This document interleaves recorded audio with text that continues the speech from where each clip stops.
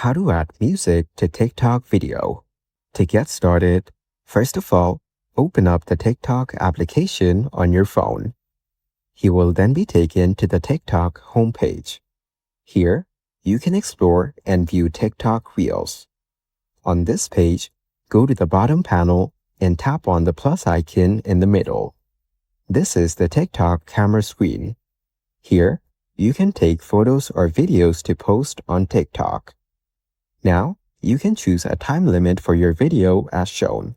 For example, select 15 seconds. Then tap and hold the capture button to record a video. Tap on the tick button beside when you're done recording.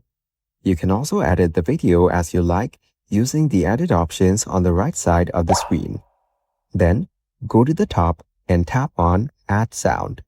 Here, you can view all the available sounds on TikTok.